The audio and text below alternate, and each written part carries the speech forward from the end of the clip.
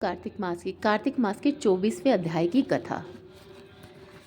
राजा पृथु ने देवर्षि श्री नारद जी से पूछा, नारद जी, आपने तुलसी के इतिहास के व्रत महात्म्य के बारे में बताया, अब ये बताने की कृपा करें, क्या इस कार्तिक मास में और भी देवताओं का पूजन होता है? ये भी मुझे समझा कर कहिए।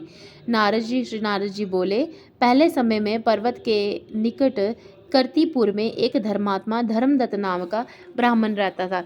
वह ब्राह्मण भगवान विष्णु के सब व्रत करता था और आठों पहर उनकी भक्ति में तल्लीन रहता था।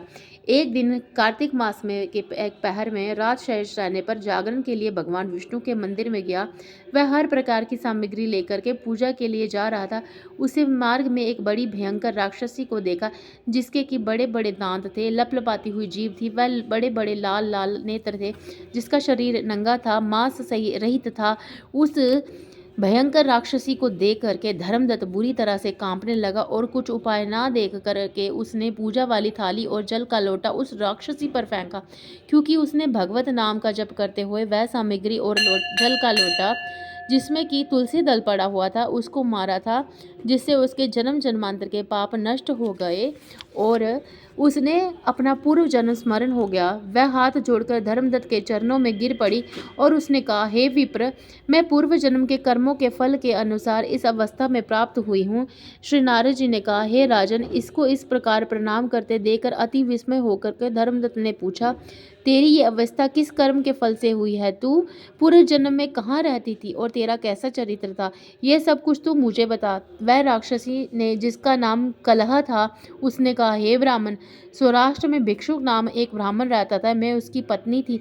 मेरा स्वभाव बड़ा ही निष्ठुर था। मैंने अपने पति का कभी भला नहीं चाहा, ना कभी उससे अच्छा भोजन और ना ही मिठाई खाने को दी।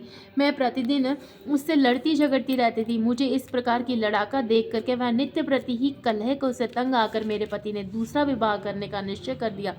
यह सुनकर कि मेरा पति दूसरा विवाह कर रहा है, मैंने पहले उसका दूसरा विवाह खत्म करने के लिए पहले ही विष खा करके आत्महत्या कर ली। मेरी मृत्यु के पश्चात यम के दूत आए और उसने पकड़कर मुझे गदा मारते हुए यम के पास ले गए। यमराज ने मुझे देखकर चित्रगुप्त से कहा, हे चित्रगुप्त, इसने क्या कर्म किया है? जो भी इसके कर्म किए हैं इसने, तो इसके उनको फल भोगना होगा। चित्रगुप्त ने यमराज से कहा, इसने अपने जीवन में कोई भी अच्छा कार्य नहीं किया है। वह सदा अपने पति को खराब भोजन देकर आप सदा अच्छा भोजन खाती थी और इसलिए ये सब अब विष्ठा खाने के वाली होगी। इसको अब सुक्री का जन्म दिया जावे। चूंकि ये अकेली ही पाक में बर्तन में भोजन करती थी, इसलिए ये अपने बच्चों को खाने वाली बिल्ली हो। इसी से चूंकि अपने पति पर क्रोध करके आत्मघात किया है और इसलिए ये प्रेत योनि में जाएगी। अब आप इसे अपने दूतों द्वारा मरुस्थान में भेज दीजिए। वहाँ पर वह बहुत दिनों तक प्रेत योनि में रह करके फिर वह पापिन अपनी तीनों योनियों को भोगे। लो हे प्रीप्र, अब तो मैं 500 वर्ष से प्रेत योनि में हूँ और भूख प्यास के कारण नित्य दुखी रहती हूँ। एक दिन भूख से तंग आकर के मैं एक वेश्य के शरीर में प्रविष्ट हो गई और उसके शरीर द्वारा मैं कृष्णा और वेणी के संगम पर इस देश में आ पहुंची। मैं उस वेश्य के शरीर में रहती थी और एक दिन भगवान शंकर व भगवान विष्णु की ने मुझको रात उसके शरीर से बाहर निकाल दिया। फिर मुझे आप दिखाई दिए और आपके लोटे में से जो तुलसी जल का एक छींटा मेरे ऊपर पड़ा, जिससे कि मेरे सब पाप नष्ट हो गए। हे द्विजोत्तम, अब आप मुझे ये बतलाइए कि आगे होने वाली तीनों योनियों में और इस प्रेत देह से मेरी मुक्ति किस प्रकार से होगी।